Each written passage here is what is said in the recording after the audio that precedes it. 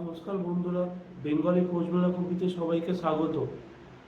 আজকে খুবই গুরুত্বপূর্ণ ভিডিওটা হতে যাচ্ছে। আজকে ইস্ট বেঙ্গল ট্রান্সফার মার্কেট নিয়ে এই ভিডিওতে আলোচনা হবে, তাই এই ভিডিওটা শেষ পর্যন্ত কিন্তু দেখবেন। অবশেষে ট্রান্সফার মার্কেটে কিন্তু ইস্ট বেঙ্গল অ্যাক্টিভ হলো। ট্রান্সফার মার্কেটে ইস্ট বেঙ্গল কিন্তু এবারে কিন্তু আগুন ছড়াবে। অবশেষে ইস্ট বেঙ্গলের প্রথম টার্গেট হচ্ছে ইস্ট বেঙ্গলের কোচ। ইস্ট বেঙ্গলের কোচ কে হতে চলেছে? আপকামিং সিজনে কিন্তু ইস্ট বেঙ্গল জানো এএফসি কাপ খেলবে, তাই এএফসি কাপ খেলবে মানে এএফসি মঞ্চে কিন্তু খুবই ভালো ভালো বড় মানের কোচ কিন্তু দরকার। যে ইস্ট বেঙ্গলের আর ইস্ট বেঙ্গলের যা গৌরব আছে সেই গৌরব কিন্তু যে টেনে নিয়ে যেতে পারবে আর খুব ভালোভাবে টিমটাকে বিল্ড আপ করতে পারবে, কারণ তারা এএফসি মঞ্চে যাবে।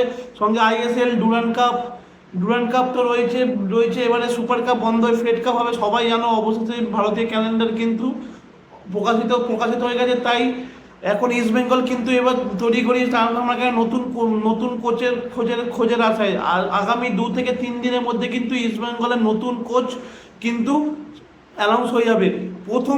প্রথম যে নামটা রয়েছে ইস্ট বেঙ্গলের কোচের সিটে হট টপিকে, সেটা সব থেকে বড় নাম মোহনবাগানের প্রাক্তন কোচ, ইন্টারকাশির প্রাক্তন কোচ অ্যান্টোনিও লোপেজ হাবাস কিন্তু ইস্ট বেঙ্গলের শর্ট লিস্টে প্রথম সব থেকে প্রায়োরিটি সব থেকে বেশি। কেন অ্যান্টোনিও লোপেজ হাবাসকে কিন্তু ইস্ট বেঙ্গল চাইছে, কেন তারা এএফসির মঞ্চে যাবে, এএফসির মঞ্চে তারা ভালো ফল করার জন্য সেখানে অ্যান্টোনিও লোপেজ হাবাসকে চাইছে। কেন অবশেষে কিন্তু অস্কার ভুজন কিন্তু থাকছে না ইস্ট বেঙ্গল ক্লাবে, সবাই ইতিমধ্যে জেনে গেছো।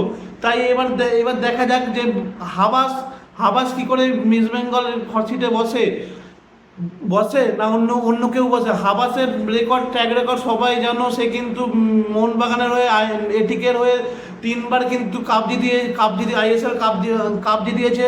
মোহনবাগানের হয়ে আইএসএল সিল জিতেছে। ইন্টারকাশিকে কিন্তু আই লিগ থেকে আইএসএল এ প্রমোট করেছে, আই লিগ চ্যাম্পিয়ন করেছে ইন্টারকাশিকে।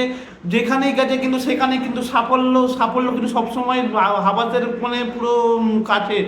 হাওয়াস সব থেকে হাই প্রোফাইল কোচ আর সব থেকে ইন্ডিয়া সার্কিটের সব থেকে সফলতম কোচ। এবার দেখা যাক ইস্ট বেঙ্গল এই হাবাসকে কিন্তু দলে আনতে পারে না অন্য কেউ কোচের দিকে এগিয়ে থাকে।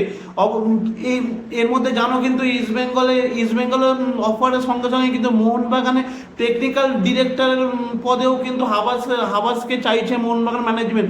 মানে বুঝতেই পারছো যে মাঠের বাইরে কিন্তু আবার একটা ডার্বি দেখার আশায়, মানে আবার একটা ডার্বি শুরু হয়ে গেছে। এবার দেখা যাক হাবাসকে ইস্ট বেঙ্গলে এই প্রস্তাবে যাক, না আইএসএল অন্য ক্লাবে অফারও আছে সেখানে যাবে, না মোহনবাগানের টেকনিক্যাল পদে হাবাস ফিরবে। এটাই এখন সব থেকে বড় দিক। কি হয় সেটাই এখন দেখার। হাবাস জানো মোহনবাগানের সব থেকে প্রিয় পছন্দের কোচ, খুবই ভালো কোচ, আর মোহনবাগানের খুবই পছন্দের তালিকায় হাবাস থাকে। এবার দেখা যাক কি হয়। সেকেন্ড যে কোচটার নাম বলছি সেটা হচ্ছে মুম্বাই সিটি এফসির প্রাক্তন কোচ পিটার ক্যাকরিকে সবাই যেন সীমিত তার মধ্যে কি করে একটা টিমকে ভালোভাবে চালনা করতে হয় পিটার ক্যাকরি কিন্তু জানে। মুম্বাই সিটি এফসি থাকাকালীন কিন্তু সে কিন্তু মুম্বাই সিটি এফসিকে কাপ জিতিয়েছে। সে অ্যান্টোনিও লোপেজ হাবাসের মোহনবাগানকে ফাইনালে হারিয়ে কিন্তু আইএসএল কাপ জিতেছে।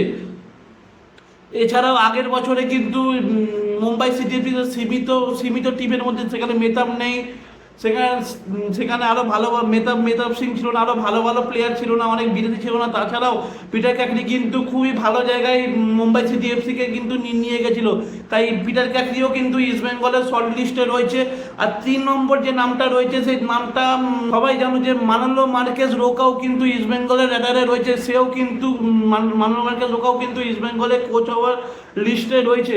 মানলো মার্কেস রোকা খুবই ভালো কোচ, আর মানে ক্লাব ফুটবলে তার কিন্তু অনেক সাফল্য রয়েছে।